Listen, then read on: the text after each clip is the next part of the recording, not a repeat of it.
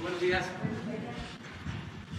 Bueno, pues como todos los lunes iniciamos esta conferencia, ya salimos del contagio, nos fue bien, es demostrable que esta variante no tiene la misma gravedad de la anterior, de la variante Delta, en síntomas y también en tiempo de recuperación. Esto es bueno para que no nos espantemos. De todas formas, hay que cuidarnos, de evitar contagios, porque eso sí, se trata de una variante muy contagiosa, muy contagiosa. Están creciendo mucho los contagios en el país, pero no así las hospitalizaciones. Y lo más importante, no hay incremento en fallecimientos. Eso es muy importante. Lo que ayuda mucho también es la vacuna, el vacunarnos y no dejar de aplicarnos la vacuna de refuerzo, porque también con esa vamos a lo seguro con la vacuna de refuerzo. Son menos los síntomas y no nos agravamos. Le agradezco pues a toda la gente que estuvo pendiente de mi situación de salud. Amor con amor se paga. Es recíproco. Yo quiero mucho, y lo digo de manera sincera, al pueblo de México, y mucha gente me quiere y se preocupa por mi situación de salud. Agradecerles a todos por sus muestras de afecto, de solidaridad. También a presidentes, mandatarios de países extranjeros que expresaron su solidaridad con mi estado de salud. Y ya vamos hacia adelante a seguir trabajando de tiempo completo, porque estuve trabajando, pero no es lo mismo. Ya cuando no tiene uno pues el contagio, ya puede uno volver a todas las actividades y tener reuniones presenciales que no se pueden tener cuando se padece del COVID. Vamos a iniciar con Ricardo Sheffield, una de las pruebas de que es contagioso el COVID, pero la libró porque estuvo conmigo el lunes y al parecer no tiene nada. Ya si se contagia ya no es culpa mía. Bueno, muchas gracias. Buenos días, señor presidente. Buenos días a todas y a todos ustedes quienes quieren en el precio de los combustibles. Y en esta semana que está corriendo, el incentivo fiscal sobre el IEPS es del 66.42%, ya más de la mitad se está condonando de este impuesto. Y esto porque el precio internacional del petróleo ha venido subiendo, con corte el día 13 de enero, $76.75 la mezcla mexicana de petróleo. El precio promedio la semana pasada para la gasolina regular, 20 pesos con 84 centavos por litro, 22 pesos con 83 centavos para la premium y 22 pesos con 4 centavos el diésel. Estos son los promedios de la semana pasada en todo nuestro país, exceptuando la frontera norte, en donde los precios son mucho más bajos, en la franja de 20 kilómetros de la frontera. Tenemos las tres marcas que en promedio tuvieron los precios más altos, con los márgenes más altos, fue Redco, Akron y Chevron, mientras que las tres más económicas, ExxonMobil, Rendichicas y Orsan. Vamos a ver en las 9 regiones, cada una cuál es la que se dio a notar más por el margen. 3 pesos con 53 centavos de margen, estos angelitos de Chevron en La Paz, en Baja California Sur, con un precio al público de 22 pesos con 40 centavos. Es el margen y el precio más alto para la gasolina regular, mientras que la más baja para la regular es Octane Service Station en Mérida, Yucatán, 19.99 por litro, con un margen de 22 centavos. En la premium, el margen más alto con el precio más alto, Valero en San Pedro Tlaquepaque, Jalisco, con un precio al público de 24 pesos 81 centavos por litro. Estos sí se pasaron de rosca, con 4 pesos 74 centavos de margen, ¿no le perderán? Pemex, en contrario, de franquicia Pemex en La Paz, Baja California Sur, con un precio al público de 21.90 por litro de ese mismo combustible de la premium y un margen de 17 centavos. Ahí se puede ver una enorme diferencia. Franquicia Pemex es el más alto en Pueblo Nuevo, Durango, 23 pesos 78 centavos por litro para el diésel y un margen de 3 pesos 60 centavos, comparado con el margen de 25 centavos de Servifácil en Berriozábal, Chiapas, con un precio al público de 21 pesos con 82 centavos por litro. En el tema de verificaciones a gasolineras atendimos 274 denuncias y o quejas que se presentaron a través de la app de litro por litro, y lo hicimos a través de 163 visitas o verificaciones. Siempre van a ser menores el número de visitas y verificaciones porque muchas veces se recibe de una sola gasolinera varias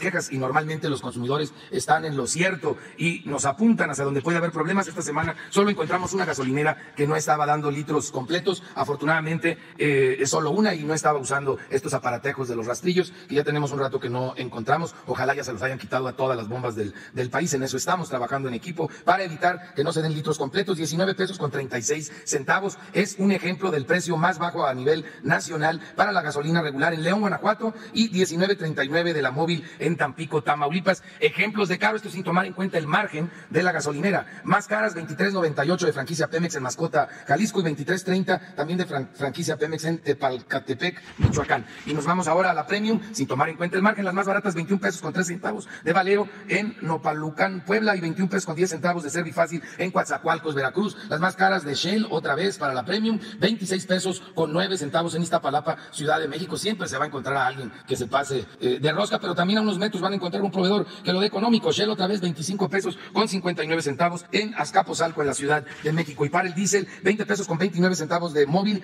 en Hidalgo, Puebla, y 20.66 de móvil con mis paisanos en León, Guanajuato. Las más caras, 25 pesos con 2 centavos de franquicia Pemex en Mascota, Jalisco, y 25 pesos con 1 centavo también en Mascota, Jalisco. Seguimos revisando que no cobren los baños, eso es lo idóneo, y que los mantengan limpios, y la mayoría de las estaciones de servicio en el país así lo hacen. En el gas LP, si convirtiéramos el precio internacional a pesos y lo convertimos también a venta por kilo, el precio internacional el día 12 de enero de este año era 26 pesos con 30 centavos. El promedio en el país de las 145 regiones, 21 pesos con 98 centavos. Esto es en kilos para cilindros de gas. Están viendo una diferencia muy significativa de poco más de 4 pesos. Y si hacemos el mismo ejercicio el 12 de enero con el mismo precio internacional convertido a litros, tendríamos que por litro el precio internacional 14 pesos con 4 centavos, y el precio promedio en nuestro país 11 pesos con 81 centavos por litro. Esto es para tanques estacionarios. Eso significa un ahorro en relación a los precios internacionales de 1 peso con 20 centavos en promedio. Sonigas, un buen ejemplo, por abajo del precio máximo en Ixhuatlán de Madero, Veracruz, 10 pesos con 91 centavos, cuando el precio máximo es de 12 pesos con 5 centavos. Tenemos también ejemplos en Jalisco y en San Luis Potosí para tanques estacionarios y para cilindros de gas. Gas de Hidalgo, en Zimapán, Hidalgo, 19 pesos con 91 centavos el precio al público por kilo, cuando el precio máximo es de 22 pesos con 10 centavos. Y tenemos ejemplos en Tlaxcala, en Veracruz, en Yucatán, en Oaxaca y en Nuevo León, que están dando por abajo de los precios máximos. Qué bueno que son aliados de los consumidores muchos proveedores en el país. Y realizamos 808 verificaciones. Encontramos problemas en algunos vehículos que fueron inmovilizados, 1.9% de cilindros en mal estado que se sacaron del mercado, y una estación de venta de gas LP, Termogas SADCB, en la zona industrial de Guadalajara, Jalisco, no se dejó verificar. Algo están escondiendo, pero ya lo averiguaremos muy pronto con el respaldo de la Guardia Nacional y trabajando de manera conjunta con la CRE y con otras dependencias de gobierno, trabajando en equipo para que se cumpla cabalmente con la ley. Y vamos a ver los establecimientos que tienen los mejores precios para esta canasta de 21 productos básicos para una familia de 4 una semana. Y tenemos el precio más alto para este paquete en Soriana Súper Echegaray, en Iztapalapa, en la Ciudad de México, en 992 pesos con 35 centavos es el precio del paquete este fin de semana, viernes y sábado, mientras que en la central de abastos del mismo Iztapalapa, en la Ciudad de México, 724 pesos con 75 centavos. El precio máximo del paquete en esta zona centro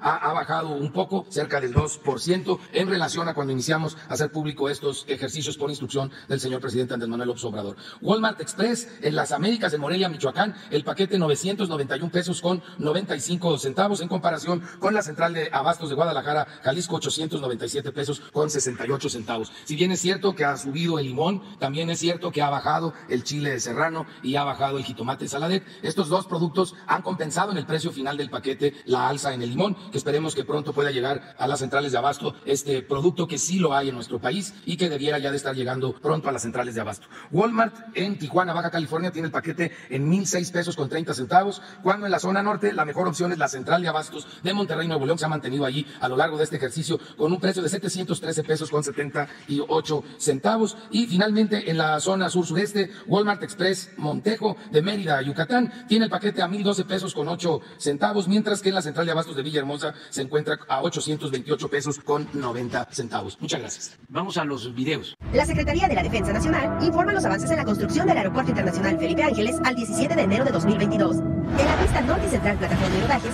en las calles de rodaje y plataformas, se realizan los trabajos de tendido de concreto de alta resistencia, así como la instalación de cableado, bases y luminarias para los sistemas de luces y colocación de rollos de pasto.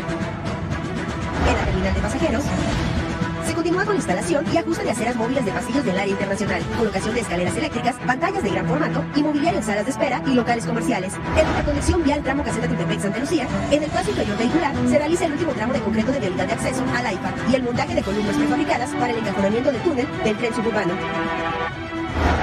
En el eje troncal de circulación y obras complementarias, en la glorieta de acceso se llevan a cabo trabajos de jardinería y paisajismo. En el parque anexo se finaliza con la colocación de luminarias y en locales comerciales se realizan terminados de avería. En la vialidad y barda perimetral, en la barda perimetral se instalan registros y cableado eléctrico en camellón central y laterales para el sistema de luces de la vialidad. A la fecha, se han generado 142.921 empleos civiles. Bajo el control, dirección y supervisión de 195 militares. Faltan 63 días de construcción, con un avance general del 87.34%.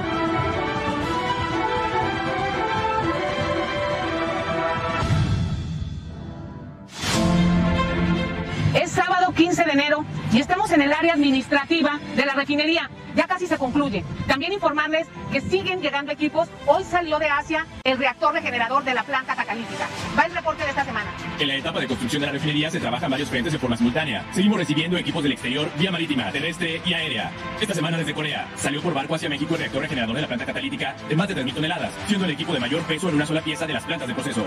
También, desde la India se embarcaron los 6 tambores pertenecientes a la planta conquistadora a cargo de la empresa ICA y tienen una fecha de llegada de 25 días. Y desde Turquía ya están en tránsito las columnas fraccionadoras, atmosféricas y agotadoras para un total de 8 equipos enviados. Toda la logística de traslado es realizada y administrada directamente por Pemex en conjunto con la compañía Mamut, logrando con ello ahorros en tiempo y en recursos económicos. En los paquetes pertenecientes a la empresa Samsung se llevó a cabo el traslado de calentadores y absorbedores desde el área de recepción de equipos vía Heavy Route hacia las plantas hidrotratadora de diésel e hidrotratadora de gasóleos. De igual forma se trasladó e instaló la sección de convección del calentador BA61100 de la planta hidrotratadora de naftas, mientras que los 6 módulos del paquete 3 que arribaron desde Corea se encuentran en etapa de preparación para ser colocados en las cimentaciones de la planta reformadora y la planta catalítica. En cogeneración, efluentes y gases se avanza en la etapa de trabajo civil y montaje de estructura. En el área de almacenamiento se ejecutan trabajos de pintura, rotulado e integración de los 90 tanques y esferas.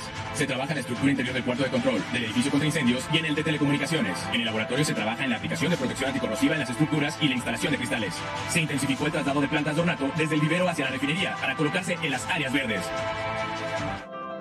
Tren Maya, reporte de avances, 17 de enero del 2022.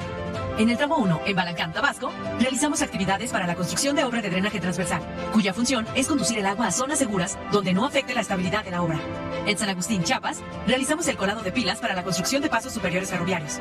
Estos permitirán que la gente se pueda trasladar de un lado a otro de la vía. Así el tren no interrumpirá la conectividad entre comunidades. En Balancán, Tabasco, continuamos los trabajos de salvamento arqueológico de la mano de los expertos del INA. Destaca la exploración de 2 conjuntos arquitectónicos con edificios de mampostería y esquinas redondeadas. Tentativamente, por el material observado, consideramos que ambos podrían datar al menos del periodo preclásico tardío. En el tramo 2, en Cibalché y Pomush, Campeche, avanzamos con los trabajos de terracerías, como la conformación de terraplén, actividad que consiste en levantar un terreno y formar un espacio adecuado para construir sobre él. En Santa Cruz, es el Chacán, progresamos con la conformación de subrasante. Esta capa va antes de iniciar con el subbalasto y balasto, etapa previa a la colocación de durmientes y el riel. En Chochó y Joctún, Yucatán, en el tramo 3, avanzamos con la construcción de pasos ferroviarios superiores. En el tramo 4, avanzamos con trabajos de preparación del terreno para la plataforma de la vía. En la carretera Cantunil-Cancún, realizamos la apertura de nuevos frentes de trabajo con el levantamiento de la carretera antigua. Hemos progresado con 80 kilómetros de desmontaje. Los empleos generados por el proyecto del Tren Maya en el sureste de México suman 90.475. El Tren Maya avanza. Construcción del tren interurbano México-Toluca. Reporte semanal. Tramo 3, 17 kilómetros. Avance de obra 54.1%. Frente 1, Portal Oriente. Se realizó el montaje de la penúltima trave prefabricada de concreto en el viaducto 1. Estos elementos son transportados desde la planta de fabricación en Texcoco. El tiempo aproximado de estas maniobras de montaje es de 2 horas, utilizando 2 grúas de 300 toneladas. Estas traves serán el enlace del Portal Oriente del bitúnel con la celosía metálica 1. FIP La Venta. Se cortaron las secciones del extremo norte del antiguo paso vehicular y se retiraron 2 de las 3 traves que conformaban la estructura. Por seguridad y para reducir afectaciones a los usuarios de la autopista México-Toluca, los trabajos de montaje y desmontaje se realizaron en horario nocturno. Hondonada-Zagarpa. Finalizaron los colados en los cuerpos de las columnas para el viaducto en doble voladizo. Esta semana iniciará la construcción de los cabezales correspondientes. Casa del Agrónomo. Concluyeron los diafragmas de unión entre las traves e inició la colocación del acero de refuerzo para la losa de compresión en 3 claros de este frente. Las obras del tren interurbano han generado 1.500 empleos y sus estaciones operarán como centros de transferencia modal, lo que permitirá una conexión cómoda y segura a otros medios de transporte. Secretaría de Infraestructura, Comunicaciones y Transportes. El programa Istmo busca involucrar a las y los habitantes del Istmo de Tehuantepec en el crecimiento social y económico de la región a partir de una política pública innovadora, democrática y solidaria. A continuación, se informa el avance de obras a 17 de enero de 2022.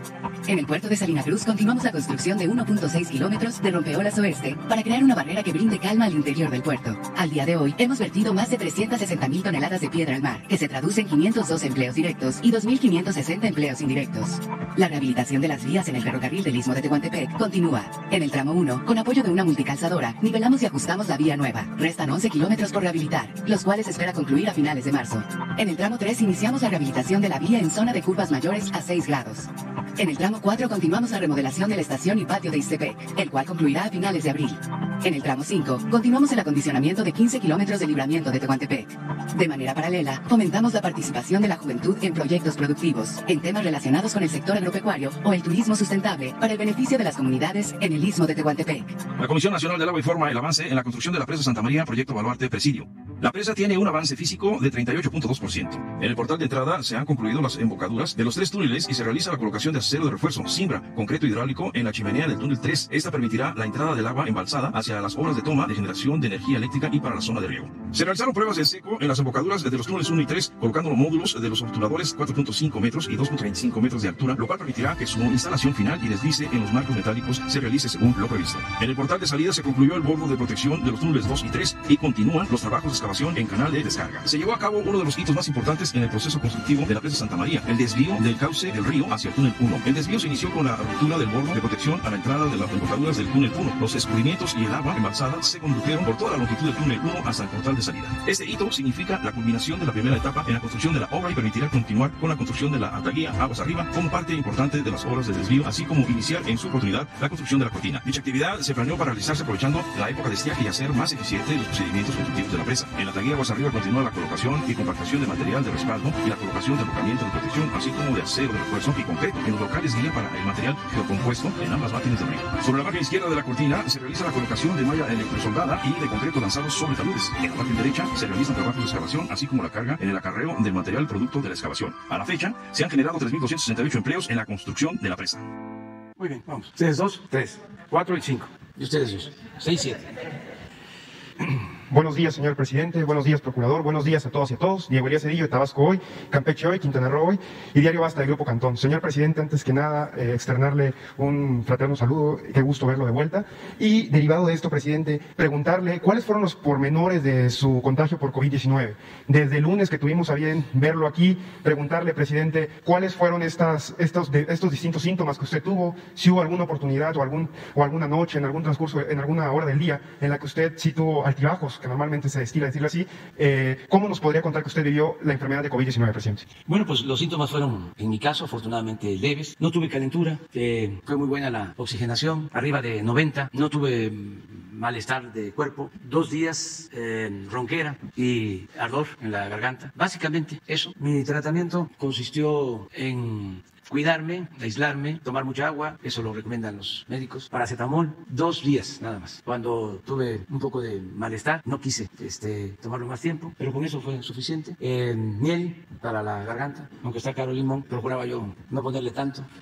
Y remedios que ya todos sabemos. Se burlan del vaporru, pero ayuda, sobre todo porque a todos nos gusta que nos acaricien, que nos den una talladita en el pecho, en la espalda, en las plantas de los pies, a los niños, a los adultos, a todos, siempre y cuando quien está haciendo la caricia pues ya esté libre de COVID, pero en general bien. Esto, repito, es muy alentador porque ya no tiene el COVID la misma gravedad. De todas maneras hay que atendernos, hay que estar pendientes. No requiere uno la prueba si no hay síntomas y no espantarnos. Lo que tenemos que hacer es vacunarnos. Quienes lo han pensado bastante, yo les recomendaría que se vacunen. No les afecta, no tiene daño secundario el vacunarnos y sí protege. Gracias a la vacuna es que estamos saliendo adelante. Vamos a continuar nosotros con el plan de vacunación. Primero, llegando hasta las comunidades más apartadas, donde todavía nos falta vacunar, porque son comunidades apartadas y la gente piensa que no tienen ellos problemas porque están protegidos, porque cuidan que no lleguen extraños. De todas maneras, es importante la vacunación. Nos quedan estados pendientes como Chiapas, donde hay muchas comunidades pequeñas y se está visitando casa por casa. Aprovecho para invitar a todos a que nos vacunemos y también seguir avanzando en la vacuna de refuerzo, que se lleva de adultos mayores un poco menos del 60% y tenemos que avanzar más en la vacuna de refuerzo. Y también ya aplicar la vacuna de refuerzo a quienes tienen menos de 60 años, lo que ya se está llevando a cabo. Entonces yo espero que vaya en poco tiempo disminuyendo el contagio y que esto nos va a ayudar mucho. Gracias, presidente. El día de ayer algunos de nosotros asistimos al aniversario con motivo del natalicio del maestro Carlos Pellicer Cámara. Usted nos compartió un video en el cual afirmó que el poeta tabasqueño estaría orgulloso del gobierno de la Cuarta Transformación por la premisa de primero los pobres. Presidente, muy puntualmente yo le preguntaría, si tuviese la oportunidad de conversar con el maestro Pellicer Cámara nuevamente, ¿qué le diría usted en este momento al poeta Carlos Pellicer, ese que usted comentó ayer que lo apoyó en su momento cuando usted vino a la Ciudad de México? ¿Cuáles serían esos pormenores que usted conversaría con él? Y también, presidente, usted comentó que el poeta, el maestro Pellicer, afirmó llamarse o que quería ser senador de los chontales. Presidente, usted trabajó de la mano con ese sector de la población tabasqueño. ¿Usted le gustaría llamarse presidente de las y los chontales, presidente de todas las comunidades indígenas que viven en México? Gracias, presidente. Bueno, en efecto, ayer celebramos el 125 aniversario del natalicio del maestro Carlos Pellicer, un poeta también dedicado a la arqueología. Él creó museos muy importantes en Tabasco y en el país. A él le tocó montar el museo de su amiga Frida Kahlo, 1958, la Casa Azul, y otros museos como el de la Universidad de Sonora. Un personaje, Gabriela Mistral lo distinguió llamándolo el poeta de América. Pero además de su vida intelectual, de su creatividad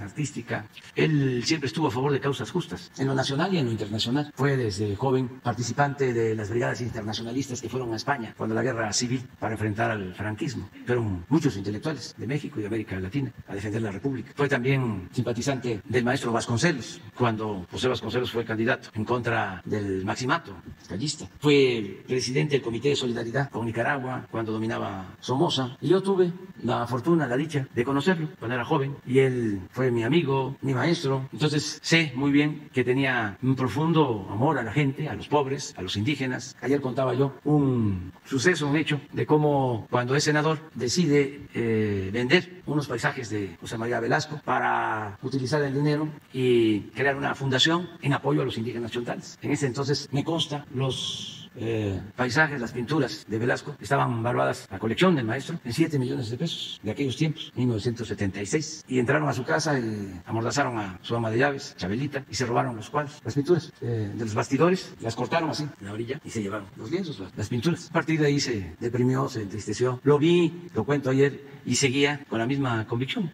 de que teníamos que crear la fundación para apoyar a los pobres de Tabasco. Entonces era un hombre extraordinario, con dimensión social, una gente buena, lúcida, muy amante de la naturaleza, no solo del trópico, también de la belleza del Valle de México.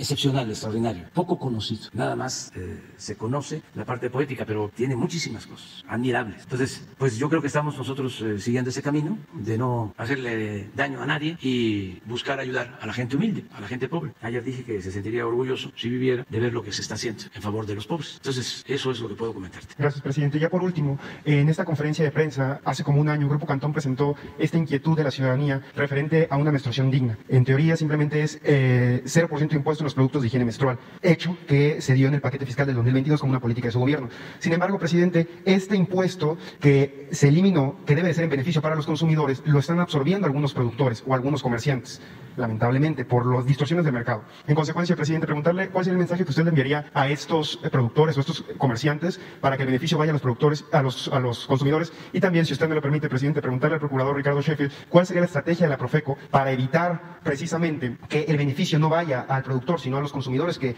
es la política pública que el gobierno designó para beneficiar a este sector de la población. Gracias, presidente. Bueno, pues las dos preguntas tienen que ver con Ricardo. Él está atendiendo este tema desde sí, y lo planteaste el lunes pasado. Sin embargo, no se expuso, pero él tiene toda la información. Ahora sí, pues.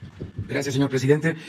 Abrimos un micrositio para que las consumidoras en el país puedan verificar cuál es el precio en el mercado de los productos de administración menstrual. Es www.consumidoras, con S en plural, www.consumidoras.profeco.gov.mx. Cada semana se están haciendo las verificaciones y lo tenemos regionalizado para que puedan constatar cuál es el precio de los productos de administración menstrual en el lugar en el que viven. Está basado en las 38 ciudades, los 38 mercados más grandes del país. Son las 3 marcas principales que hay en el país, son 3 productores diferentes, Always, Saba y Cotex, y adicional a ellos son 41 toallas sanitarias, 7 tampones y 2 copas menstruales. Esto lo van a poder ver cada semana, las variaciones yo creo se podrán ver mensualmente. En promedio, la baja en el precio constatado desde el día 1 de enero es del 10%. El IVA se redujo en 16%, pero el precio final al consumidor, probado de Mérida a Tijuana, 10% en promedio. Esto porque se descuenta el impacto inflacionario que a lo largo del año tuvieron estos productos, que es diferente para cada marca. Tuvimos una reunión aquí en la Secretaría de Hacienda en Palacio Nacional en diciembre pasado.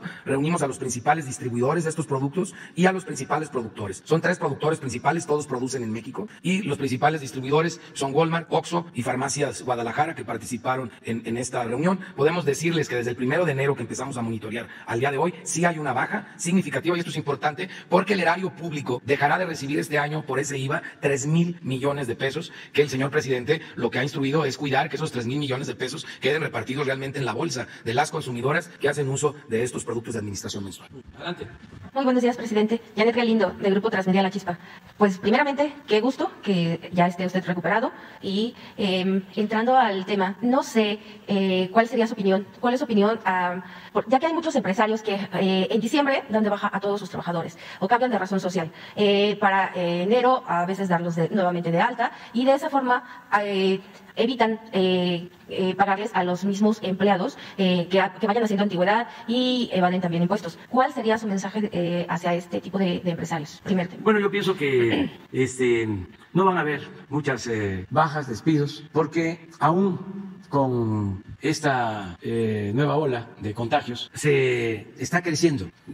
No se ha detenido el crecimiento de la economía. Hay afectaciones en restaurantes, en ciertos sectores, pero también va a ser transitorio, no va a durar. Entonces, no veo que se presente la misma situación de la variante Delta, que sí hubo muchos despidos. No va a suceder eso, no está sucediendo. Lo que padecimos en diciembre, y no fue por el COVID, es lo que siempre hacen algunas empresas, de despedir a los trabajadores para que no se les paguen aguinaldos u otras prestaciones. Entonces, distinto totalmente a lo del COVID. Ya hay una recuperación poco a poco, todavía hay una pérdida de empleos, pero que anda por el orden de los 40,000 empleos. Y ya hay una recuperación. Yo espero que terminemos el mes sin pérdidas de empleo. ¿Por qué no ponemos el comportamiento del empleo en enero, en los inscritos del Seguro Social, que es parte de la inercia de diciembre, pero ya va a empezar la recuperación. Ya se empieza a notar, y yo espero que para finales de enero no haya pérdida de empleo. Nada más diciembre, sí, parece que sí se tiene con Zoet o Laura, nos pueden mandar eso. Entonces, no creo que haya muchos despidos, afortunadamente. Y la mayoría de los empresarios se portan bien, no son desalmados, que empiezan a sentir de que no van a vender y corren de inmediato a los trabajadores. No, son pocos los que actúan de esa manera. Y no creo que en esta nueva ola suceda, porque está creciendo la economía, se requiere a los trabajadores. Esa es mi apreciación. Gracias. ¿La tienes? Sí, bien. Todavía por la inercia de diciembre, aquí hay disminución, hasta aquí, hasta 9, 108 en enero, 108,000 empleos perdidos. Pero ya aquí, a partir del 10, empezó la recuperación, poquito, ya nada más son 45 para el día 14. Entonces, como va a continuar esta tendencia, para finales de mes no vamos a tener pérdida de empleos. Ese es mi pronóstico. Gracias. Y en otro tema, ya estamos a pocos días de que haya una nueva postura, bueno, que haya elecciones más bien, para el sindicato de Pemex. ¿Cuál sería? La semana pasada comentaron que pues de Champs no está, no tiene por qué meter, no tiene nada que ver con los sindicatos. Sin embargo, a estos días, a esta fecha, cuando hay alguna fecha donde los candidatos vayan a presentar sus propuestas, sus proyectos para este nuevo sindicato que se espera. Bueno, yo creo que ya informaron. El próximo lunes. El próximo lunes se inscriben, se van a presentar. Bueno, los que deseen hacerlo, porque es voluntario, habíamos quedado de invitarlos. Entonces, una vez que se inscriban, pues los podemos invitar la próxima semana, a ver quiénes aceptan venir. ¿Y que presenten? Definimos, sí, unas reglas para que todos puedan expresarse con libertad y tengan el mismo tiempo y puedan hablarle a los trabajadores petroleros. Okay. ¿Sí les parece? Sí. Y finalmente, si me permite, nada más hacerle una pregunta al procurador. Sí, al procurador. No sé si la Procuraduría está tomando en cuenta que con esta alza de contagios han salido muchísimas páginas en Internet para promocionar pruebas COVID. Hay unas que ya dijeron no son nada fiables. ¿Hay algún programa o alguna supervisión que la Procuraduría esté haciendo con respecto a este tema?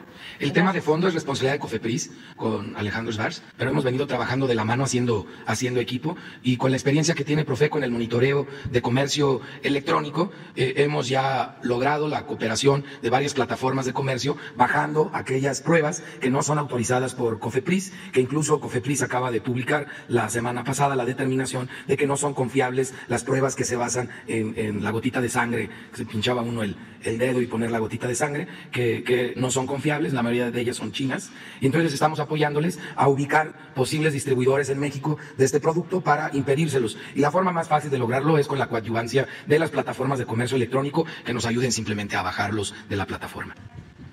Así es, ¿verdad?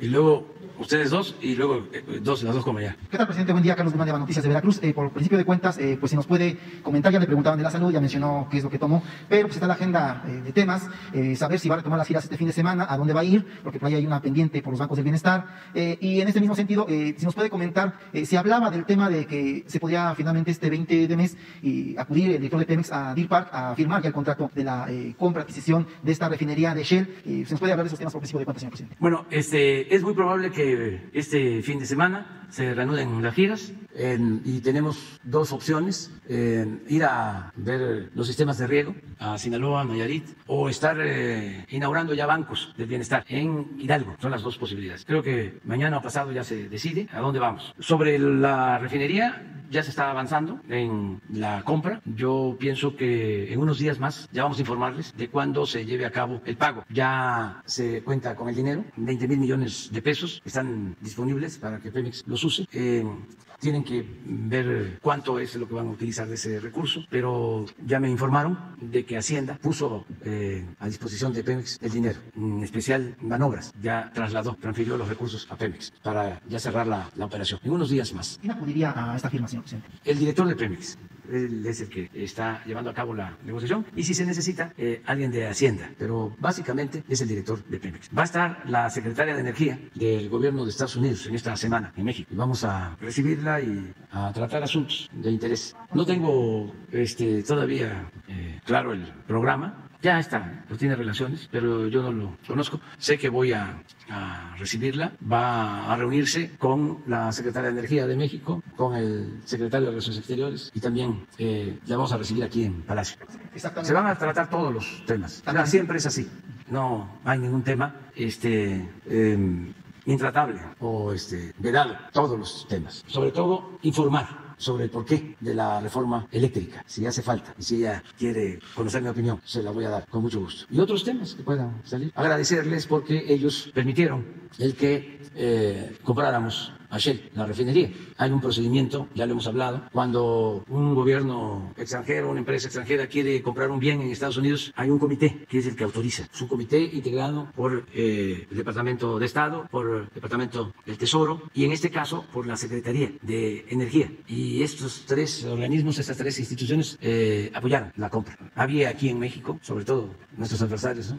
Pensaban que no se nos iba a autorizar el que compráramos la refinería, o que se iba a pedir a cambio, ¿no? Que cambiáramos o modificáramos o que quitáramos la reforma eléctrica, porque no quieren que nos vaya bien. Entonces siempre acuden a acusarnos, ¿no? Afuera, como si México fuese un protectorado, una colonia, porque ellos sí tienen esa concepción de vasallos, los conservadores. Acuérdense cómo fueron a buscar a Santana, al extranjero y luego a Maximiliano. Y siempre actúan así. Pero este es un gobierno democrático, surgido de un proceso de elección popular. Fue el pueblo el que nos eligió. No nos eligieron los potentados, la élite, que era la que siempre decidía quién iba a gobernar México, para que se pusiese al servicio de ellos, de los que se sentían dueños del país. Esto ya cambió. A mí me eligió el pueblo.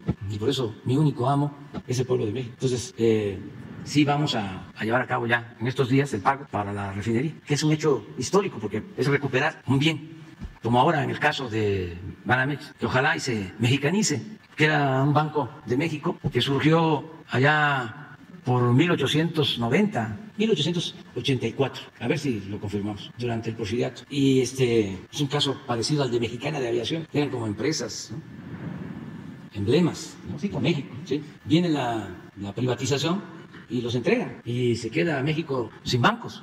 Uno, el Banorte y otros pequeñitos, pero los bancos grandes todos los privatizaron. Entonces ahora quien compra Banamex, Citigroup, decide cambiar su política y ya no dedicarse a la banca de consumo, sino a la banca, vamos a decir, de mayoreo, de grandes operaciones financieras, y empiezan a vender todo lo que habían comprado en China, en India, ¿sí? En América Latina, y deciden vender aquí en México. Yo me entrevisté con la presidenta de Citi, vino a vernos y supimos también a tiempo, nada más que son cosas que no se pueden decir, pero tuvieron la amabilidad de informarnos. Hablaron con el secretario de Hacienda para notificarle que iban a vender el banco. Ya unos días después se dio a conocer la noticia, ya sabíamos, y nosotros queremos pues que participen banqueros mexicanos, empresarios mexicanos, y que el banco quede en el país. Ahora, ¿qué ventajas se tiene a diferencia de antes? Eso es muy importante que la gente lo sepa. Cuando vendieron Banamex no pagaron impuestos. Esto fue en el 2001 para los jóvenes, porque el que tiene 20 años todavía no había nacido, y ya es ciudadano después de 18 años. Entonces, esa es una historia, aunque reciente, ya de varios años para los jóvenes. Entró el nuevo gobierno de Fox y quienes tenían Banamex, quienes lo habían recibido en la privatización, cuando Salinas entregó Banamex a Roberto Hernández y a otros banqueros o dueños de casas de bolsa, se quedan con el banco. Viene la crisis de finales del gobierno de Salinas, de principios del gobierno de Zedillo, y se decide rescatar a los bancos con el FOBAPROA. Entonces todos estos bancos son rescatados, los limpian, los rescatan con dinero público. En ese entonces se convirtieron las deudas privadas, estas deudas de bancos, de grandes empresas, en deuda pública. Se emitieron bonos de la tesorería y esa deuda llegó en ese entonces a 1 billón de pesos. Y por esa deuda desde entonces se paga intereses. Se ha pagado de intereses desde entonces más de 1 billón de pesos. Y sigue la deuda con más de 1 billón.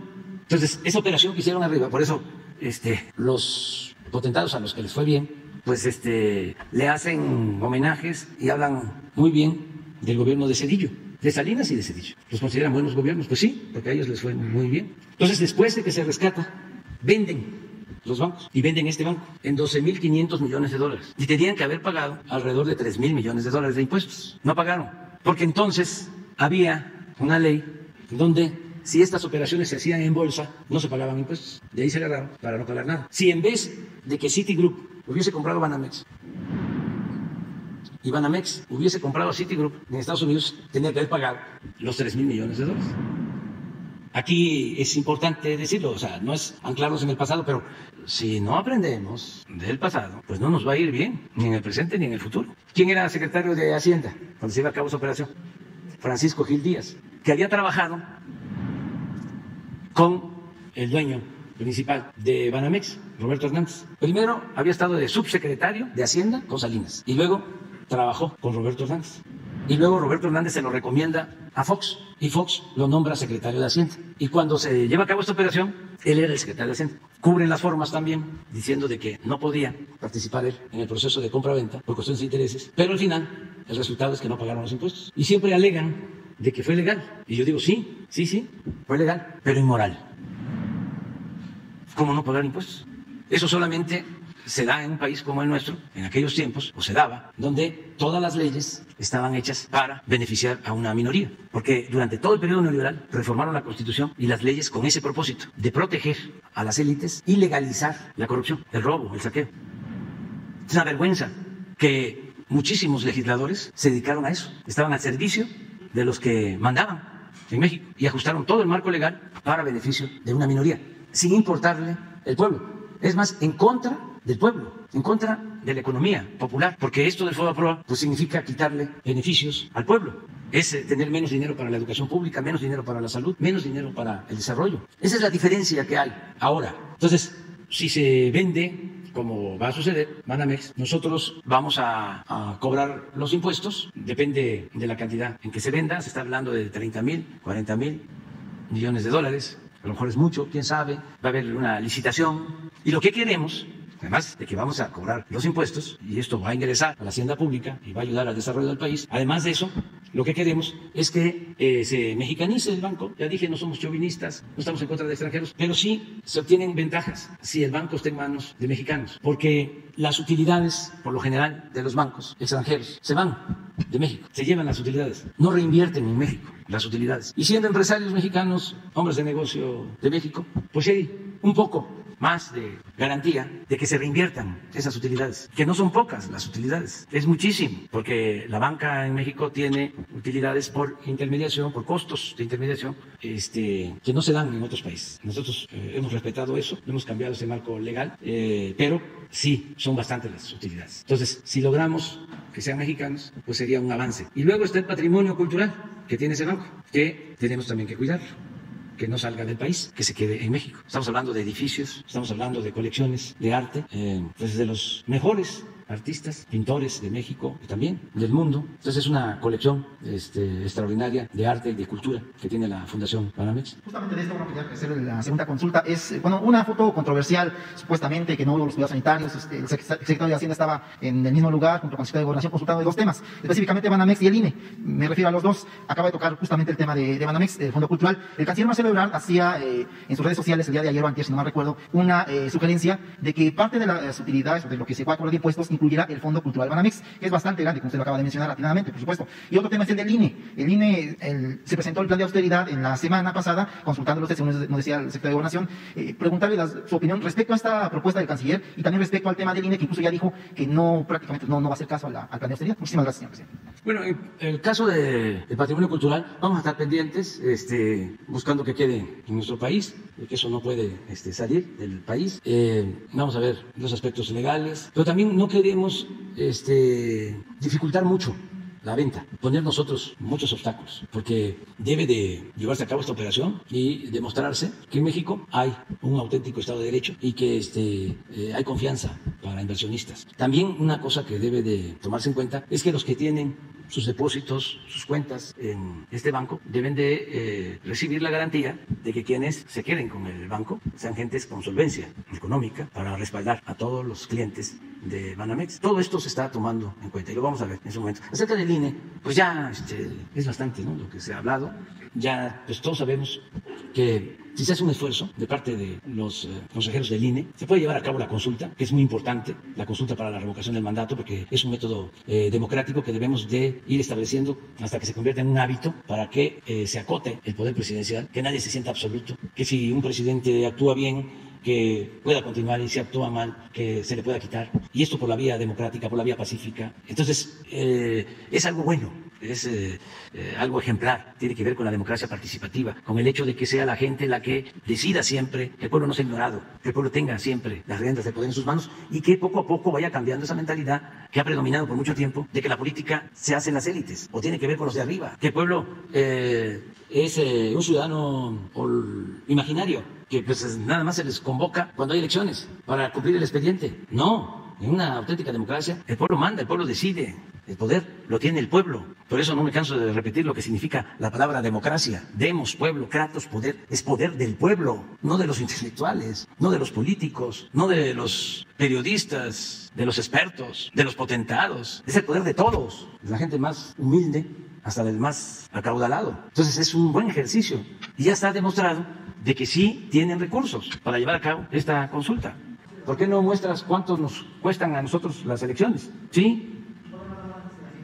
Es que tienen recursos. Lo que hicimos fue decirles, háganle así, que no ganen más que yo, que no tengan tantos asesores, ni siquiera se contempla el que despidan trabajadores. No, los mismos. Nada más que los de arriba pues no tengan servicio médico privado, porque ya nosotros no tenemos aquí Así era antes. Se gastaban 6,000 millones de pesos del presupuesto para pagar servicios médicos privados. No iban al ISSSTE, no van al ISSSTE, no van al seguro, van a las clínicas privadas. Entonces, si quitan eso, como se quitó cuando llegamos nosotros, si ya no ganan los consejeros más que el presidente, que ganen como el presidente, pero no más. Si no tienen bonos especiales, si no tienen una caja de ahorro especial que les dan, que ya se eliminó aquí. Les hablaba yo de que si alguien gana 200,000 pesos, deja 20,000 en la caja y el gobierno, que es dinero del pueblo, le pone otros 20,000. Ya son 40,000 al año, pues son 480,000. Tardan 3 años, son como 1,5 millones. Resulta que si cambian de trabajo en esos 3 años, se llevan 1,5 millones, aparte de los sueldos. Eso es totalmente injusto. Entonces, eso fue lo que se les dijo. Háganle como les estamos haciendo nosotros, porque no les estamos planteando nada que no estemos haciendo. Mal sería que les estemos recomendando que se reduzcan el sueldo y que nosotros estemos ganando más que ellos, pero no es así. Entonces, argumentos leguleyos de que no se puede, no es un asunto solo legal, es un asunto moral. Antes que llegaban a cobrar sueldos servidores públicos hasta de 600, 800,000 pesos mensuales, imagínense. No, decían, es para que no se corrompan. No, el que se atreve a cobrar 600,000 pesos mensuales de sueldo en el servicio público es un corrupto. En un país con tanta pobreza, ¿qué servidor público puede ser? Ese es un ambicioso, vulgar. Que en la iniciativa privada cobran más. No es cierto. Eso lo usaron durante mucho tiempo. Muchos trabajadores de la iniciativa privada les pagan muy poco. Los que trabajan en los bancos, que trabajan en las empresas, a lo mejor los de enero arriba. Pero por lo general les pagan muy mal. Bueno, el ejemplo son ustedes. Les pagan bien a 1, a 2, a 3. A los famosos. Ahí en Radio Fórmula, uno de los famosos debe ganar como 40 veces más que un reportero o una reportera. Pero es uno. La mayoría, 40, 50,000 pesos, por ahí, 60. En cambio, uno de esos famosos, hasta 1 millón al mes. Pero eso es iniciativa privada. Eso no es gobierno, no es servicio público. Ese es otro asunto, completamente distinto. Entonces, miren, los costos en dólares, ¿no? El presupuesto del 21. En México, 1,318 millones de dólares. En Colombia, 247 millones de dólares. En Perú, 174 millones de dólares. En Argentina, 165 millones de dólares. En Ecuador, 116 millones de dólares. En Chile, 115 millones de dólares. Panamá, 89 millones de dólares. Costa Rica, 72 millones de dólares. Honduras, 61 millones de dólares. Bolivia, 44 millones de dólares. Guatemala, 43 millones de dólares. Uruguay, 33 millones de dólares. Nicaragua, 22 millones de dólares. Y Paraguay, 9 millones de dólares. Para 1,318. Claro, aquí hay que verlo de acuerdo a la población. México tiene más población. De todas maneras, es mucho. Entonces sí aplica, urge un plan de austeridad en el caso del INE. Y ya resolver esto de la mejor forma posible, porque se va degradando la institución. O sea, aparecen como ambiciosos, como lo que les importa es el dinero, aunque tengan una justificación de tipo político, aunque en el fondo lo que sucede es que no están de acuerdo con nosotros, pertenecen al bloque conservador, pero se pueden pelear por dinero y ya termina no siendo una diferencia de tipo ideológico o político, sino una diferencia por dinero, y se ven muy mal. No es correcto. Hay que cuidar la institución. Sí, el prestigio de la institución, porque no tienen razón, no hay argumentos. Pues les va a contestar eso, porque ya se les hizo una propuesta. Es que no se puede destinar dinero del presupuesto, según la Hacienda, que ya está autorizado con otros propósitos, otros fines. Entonces, ellos tienen que cumplir con la Constitución y hacer la elección, hacer la consulta. Las tienen que hacer como lo establece la Constitución, con todas las casillas. No, si no es un asunto conmigo, no es conmigo, es con la ley. Si no es un asunto, es con la ley. Muy bien, vamos. Buenos días, señor presidente. Me da mucho gusto que ya esté bien. Buenos días, señor procurador. Eduardo Esquivel Ancona, SDP Noticias.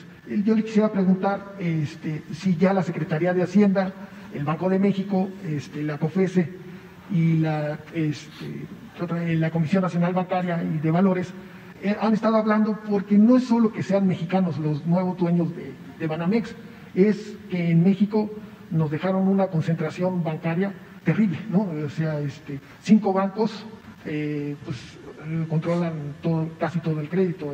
El crédito al consumo es de más del 80% de estos 5 bancos, y lo peor, de estos 5 bancos, 4 son extranjeros y 1 solo es mexicano, ¿no? Desde el oligopolio, todos son extranjeros, y pues como usted bien dice, los extranjeros generalmente no reinvierten aquí en México. Y máxime, había muchas quejas de trabajadores de bancarios que decían que como estaban contratados por outsourcing, cuando venía el reparto de utilidades, pues no se los daban porque pues no eran trabajadores del banco, y todo ese 10% que se le da a los trabajadores de reparto de utilidades, pues iba al extranjero, porque pues no gozaban de eso. Entonces, yo no sé si ya están platicando, porque no importa que sea un banco que ya está en operaciones, que lo compre, un banco mexicano, porque se va a seguir esta concentración. Tiene que ser, lo ideal sería inversionistas mexicanos con solvencia, pero que no estuvieran. Y hay otro tema, Banamex, o sea,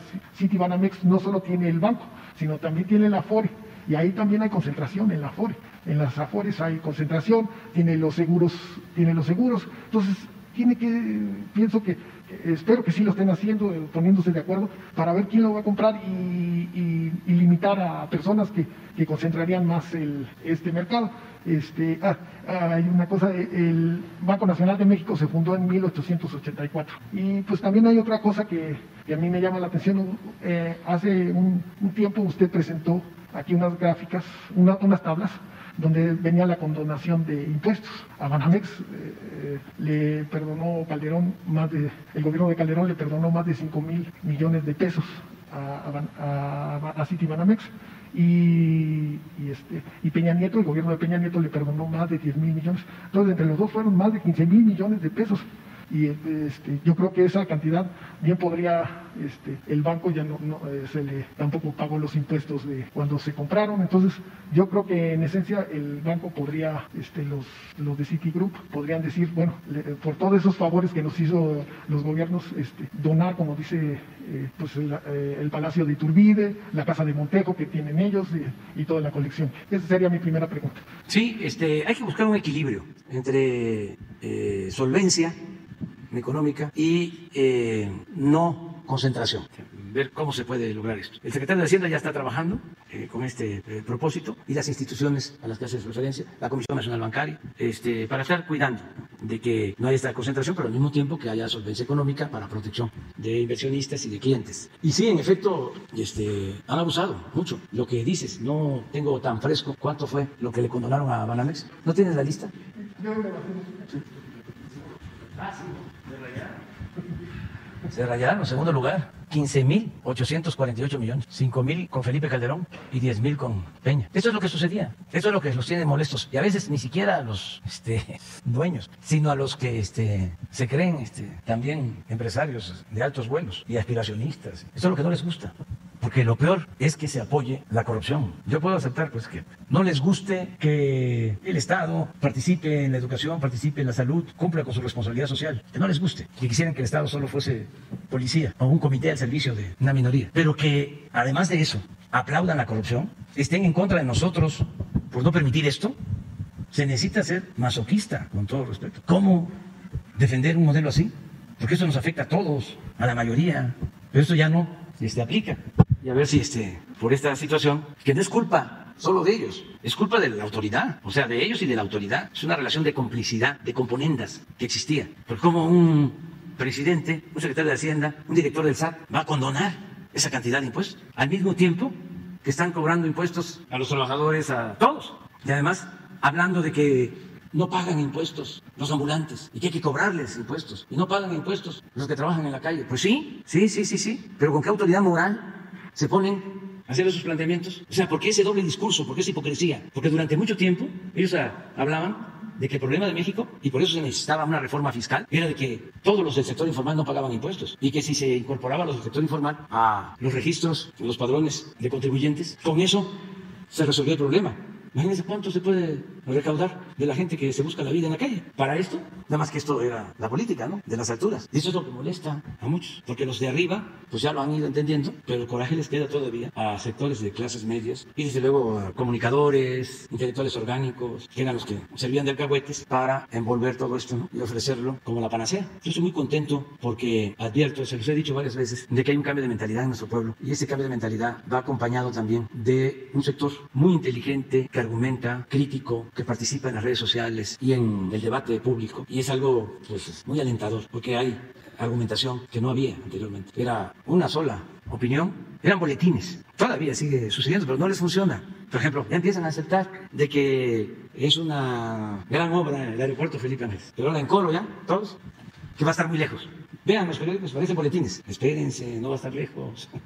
Va a estar bien conectado. Cuando tengamos el tren hacia el aeropuerto, o lo concluyamos, porque ya empezó a hacerse, del centro al nuevo aeropuerto van a ser 45 minutos, de aquí del centro. Estamos ampliando la autopista a Pachuca, que no se hablaba en un tiempo en hacer el aeropuerto en Tizayuca, no iba a quedar más lejos. ¿Y cómo están los aeropuertos en el mundo? En Washington hay uno ahí, como el de la Ciudad de México, pero hay otro afuera, completamente, y en Nueva York los que hay también, y en todos lados. Y vamos a resolver el problema de la conectividad. Entonces, ojalá y lo de Banamex concluya bien. Son los directivos de Citigroup, gente responsables, han estado informándonos, y si les hablamos de esto nos van a decir, pues es que son los contadores, los fiscalistas, los que tenemos en el despacho, que nos decían, hay esta oportunidad, porque el del SAT, ¿el qué? Sí, los del sistema de administración tributaria, el SAT, ahí hay unos amigos, tenemos buenas relaciones, y ya va a venir la temporada de condonación, espérate, haz tu trámite y se te va a condonar. Pero eso ya pasó.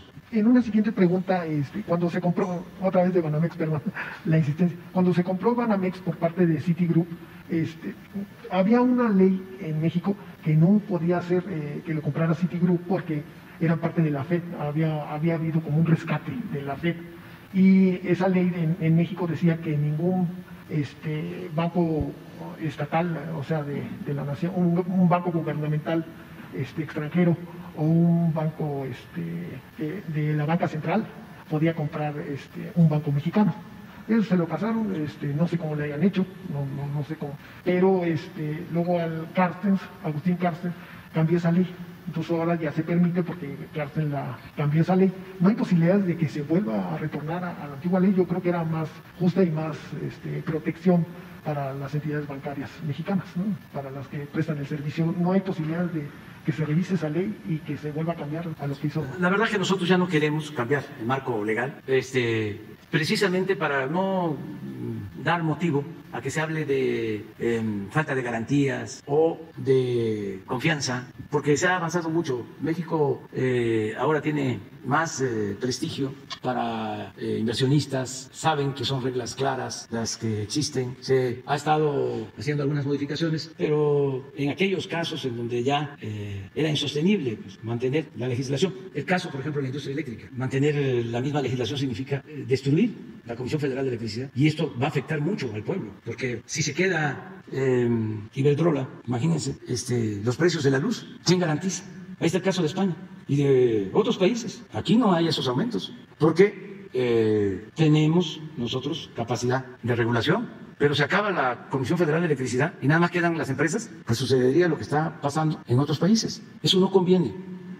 Es que nosotros consideramos que es legal, es legítimo el negocio particular, el negocio privado. Sin embargo, no puede estar ese negocio privado, sobre todo cuando se trata de excesos, de abusos, cuando no hay una ganancia razonable, si no es un atraco. No puede estar eso por encima del interés público. Eso es lo que tenemos que cuidar. Para eso es el gobierno.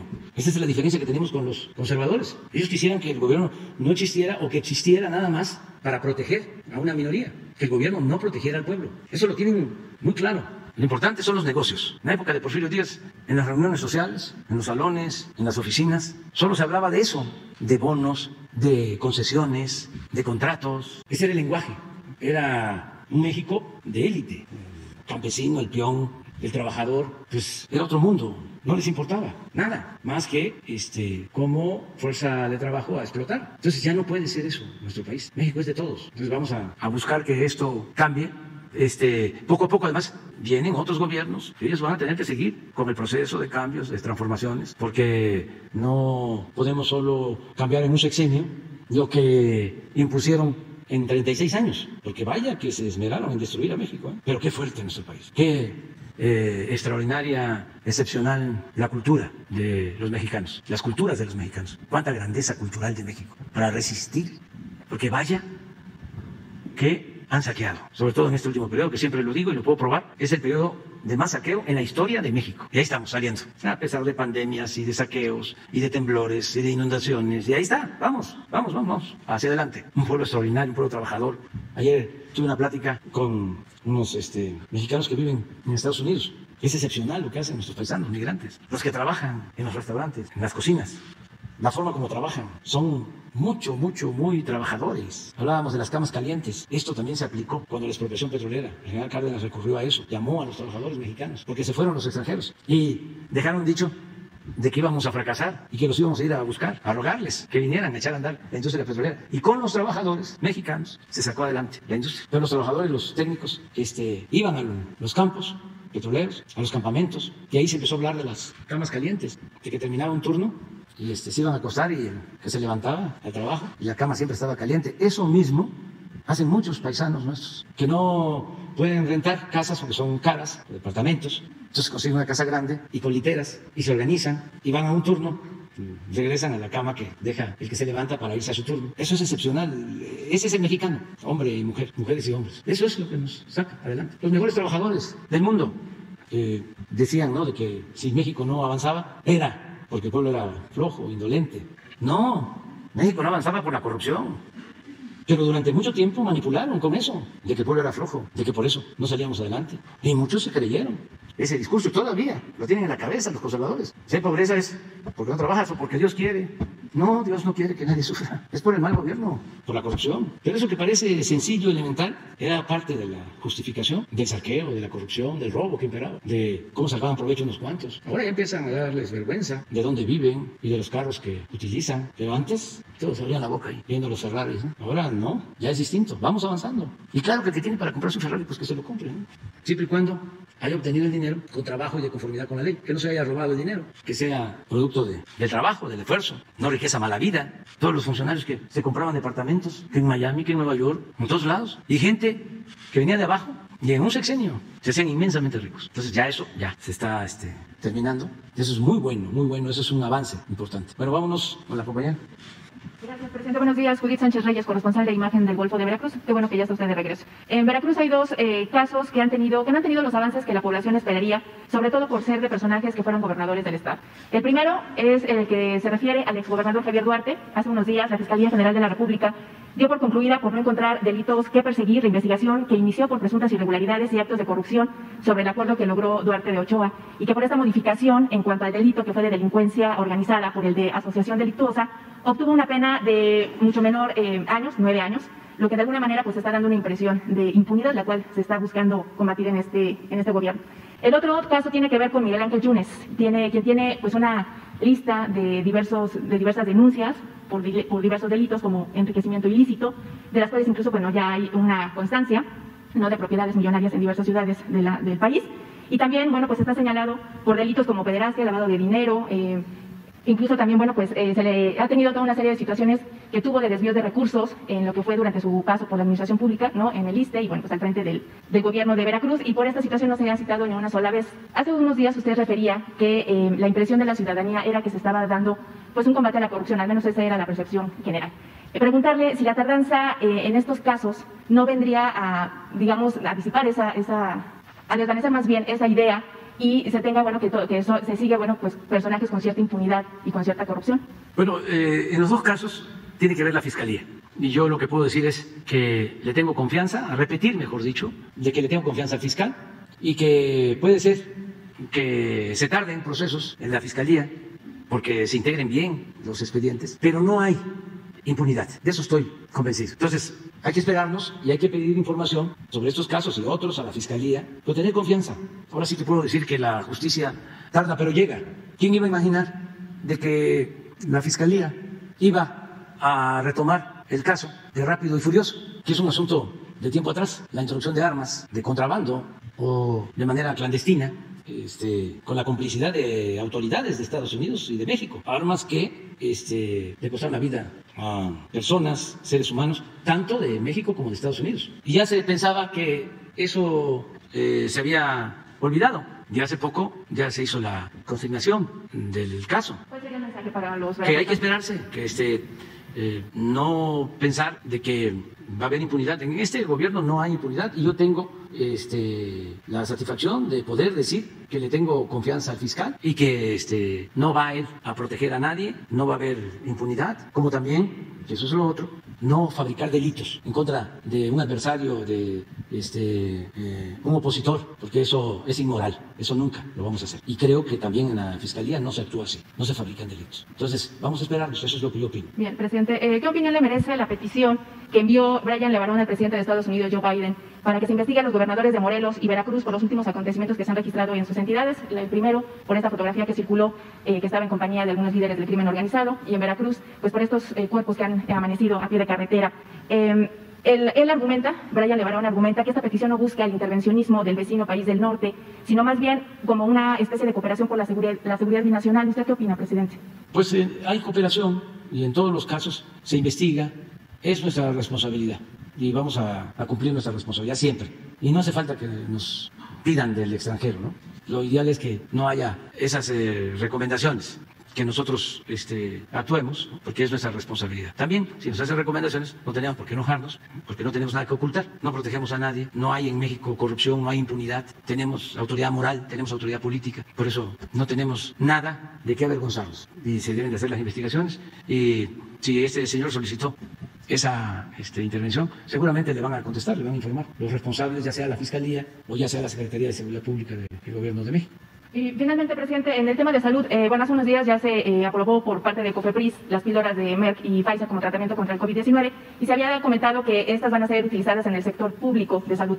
En cuanto al sector privado, ¿cómo es que los pacientes que requieran este tratamiento van a poder adquirir estos fármacos? ¿Habrá alguna comisión que va a estar vigilando para que se pueda dar la comercialización de estos medicamentos y, bueno, no hacer mal uso y sobre todo, bueno, que se dé una venta indiscriminada, ¿no?, de este tipo de medicamentos? Yo creo que mañana que vienen los médicos, los encargados del sector salud, pueden responder a tu pregunta. Ya están autorizadas 2 medicinas antivirales y parece que son efectivas, siempre y cuando se apliquen a tiempo. Y son las 2 opciones. A mí me propusieron que yo me aplicara ese tratamiento. Son, en un caso, son 40 pastillas. Son 4 cada 12 horas, durante 5 días. Y se quita el COVID.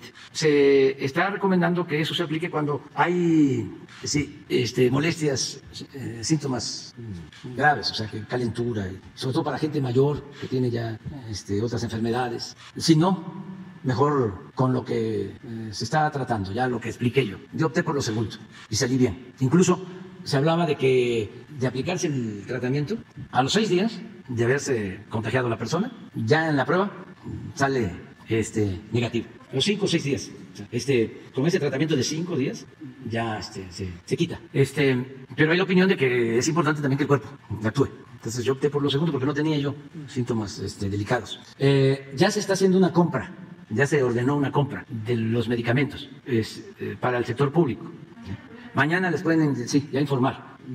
Le voy a pedir que venga Alejandro Schwartz mañana de COFEPRIS, que les dé más información sobre los 2 tratamientos y la posibilidad de que se pueda vender en farmacias. Nosotros no queremos eso, o sea, eso se va a analizar, porque queremos que se mantenga el derecho del pueblo a la salud y que se entregue de manera gratuita. Por eso los hospitales públicos. Pero no queremos también que vayan a decir es que no hay, que yo quiero comprar y que me lo impiden. O sea, lo vamos a analizar. A lo mejor no va a hacer falta que se autorice para mercado privado. Ya ven lo que hicieron algunos con las pruebas, ya las estaban vendiendo. O sea, eso no. La salud es un derecho, no es un privilegio. Es de los cambios que tenemos que convertir en realidad. Pero de todas maneras, mañana, a ver si nos dan una respuesta a los especialistas. Lo que sí puedo decirles es que ya se está adquiriendo.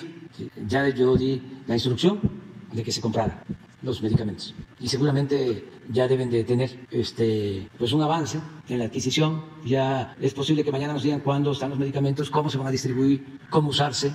Y lo otro, pues también que ellos nos sigan, ¿no? Si conviene, no conviene, para que no haya abusos. Pero que al mismo tiempo garanticemos la libertad de la gente. Que nadie diga es que no tengo yo acceso, no tengo posibilidad de tener el medicamento. Yo creo que si hay medicamento suficiente, no hace falta que se venda. Como las vacunas. Hemos logrado vacunar a todos, ricos y pobres, a todos. Lo vamos a seguir haciendo. Es un derecho. Para eso la gente paga sus impuestos, para que se tengan los recursos. Y en el caso de la salud, en el caso de la educación, son derechos sociales, incluso consagrados en la Constitución. El derecho a la salud, el derecho del pueblo a la educación, el derecho a la seguridad social. Todo eso que no debe de ser letra muerta, sino debe de aplicarse. Entonces mañana ya les informamos. Quedan pendientes las 2 para mañana. ¿Sí? ¿Van a empezar mañana? Bueno. estamos viendo.